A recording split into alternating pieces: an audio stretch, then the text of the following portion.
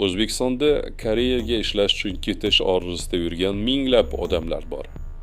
Kimdir uyini sotadi, kimdir qarzga botadi, kimdir yillab navbat kutadi. Ammo bu tizim atrofida aylanayotgan raqamlar hayratlanarli. 90 million dollar, yuzlab jabrlanuvchilar, minglab savollar. Va bugun jamoatchilik bir savolni bermoqda. Bu pullar ortida kim turibdi?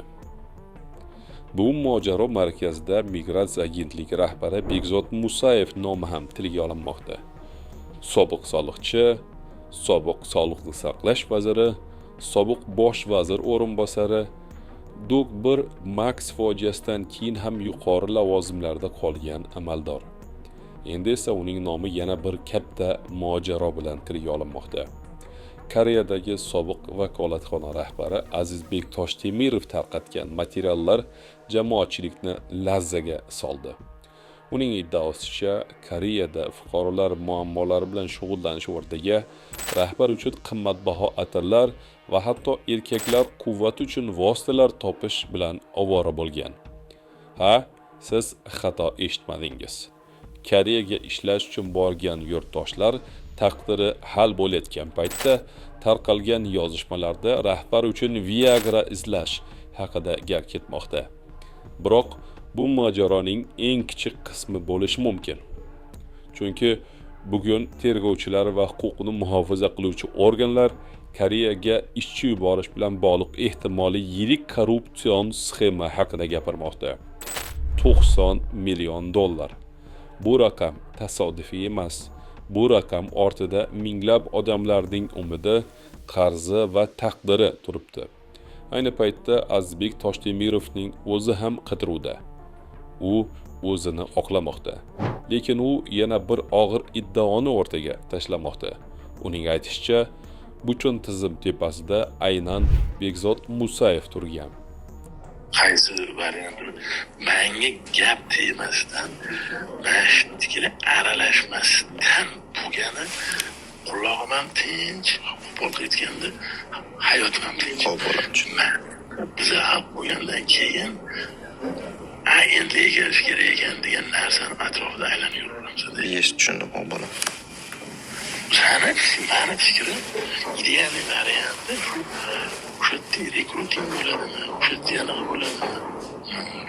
Mana bu agentlik aralashmaydi chapasdan degan pozitsiyamiz qulog'im tinch, boshqa joyim tinch. Tushundim, bola.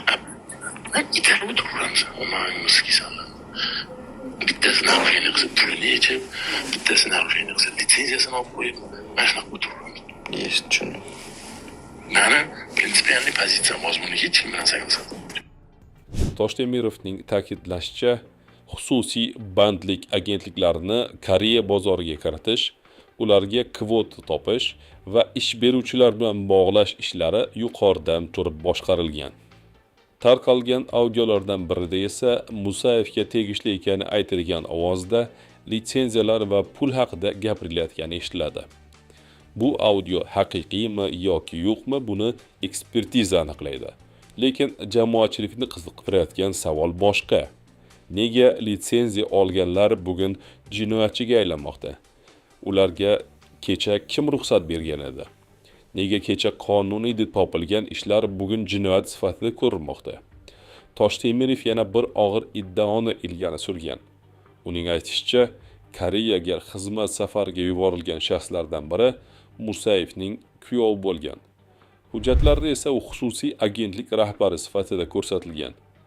Agar bu iddao tasdiqlansa, savollar yanada ko'payadi. Davlat imkoniyatlari kim uchun xizmat qilgan?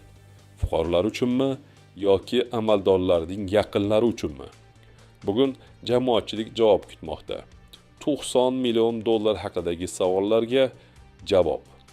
Viagra haqidagi yozishmalarga javob. Litsenziyalar haqidagi audiolarga javob. Qarindoshlar haqidagi iddaolarga javob. Chunki bu ishda gap bir amaldor haqida emas. Gap minglab mehnat migrantlari haqida. Gap davlat tizimiga bo'lgan ishonch haqida. Va bu savollarga aniq javob berilmaguncha shubhalar yanada ko'payaverishi mumkin.